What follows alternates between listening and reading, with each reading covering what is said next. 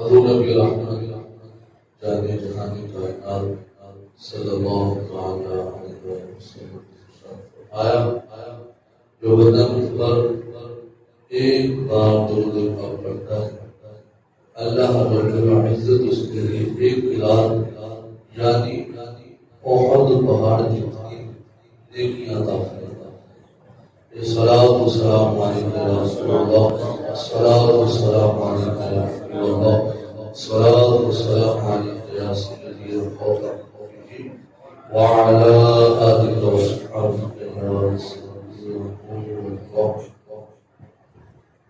اللہ رب العزت نے حضرت سیدنا موسیٰ کلیم اللہ علی نبینا علیہ السلام ارشاد فرمایا اے میرے پیارے موسیٰ میں نے امت محمدیہ صلی اللہ علیہ وسلم کو دو نور عطا کیے ہیں۔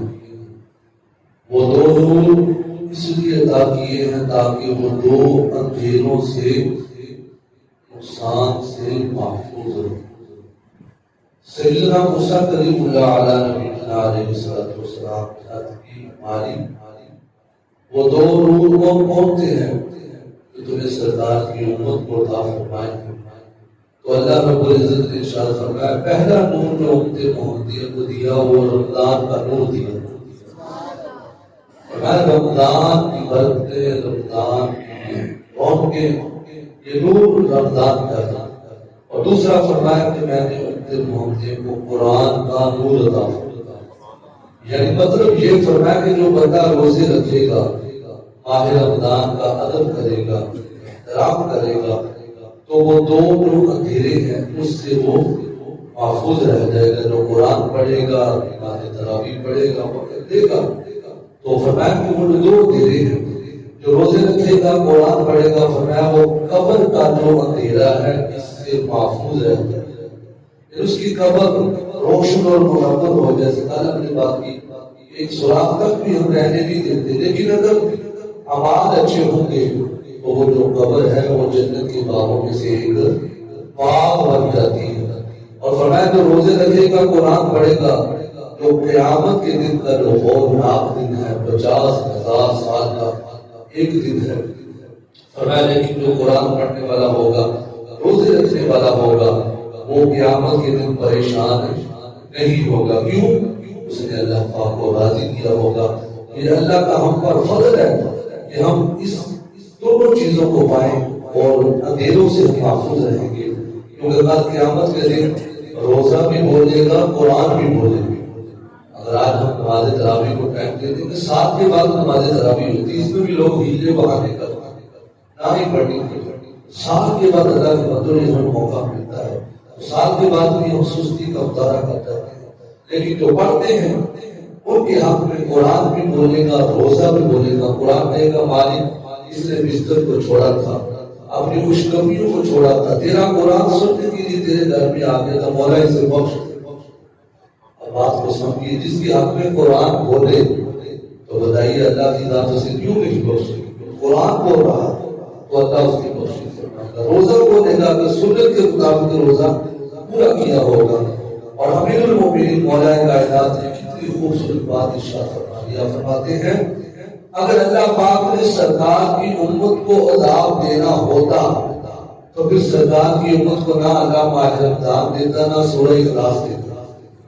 بھائی دونوں اتنی عجیب چیزیں ہیں، یعنی اللہ نہیں چاہتا کہ سرکار کی امت کو عذاب ہو۔ ایک سید آتے تھے، کسی نے پوچھا حضرت بتائیے کیا دوزخ میں کوئی مسلمان بھی جائے گا؟ تو سید آتے تو اللہ والے ہوتے ہیں، کمال کرتے ہیں۔ حضور کا خوب، حضور کی یاد، سید آتے بولے بھائی دوزخ اللہ نے کافروں کے لیے بنائی ہے۔ ہاں اگر مسلمان کے کرتوت ایسے ہوں، مسلمان کام ایسے کرے تو پھر اسے دوزخ میں جانا پڑے گا، لیکن پکا نہیں۔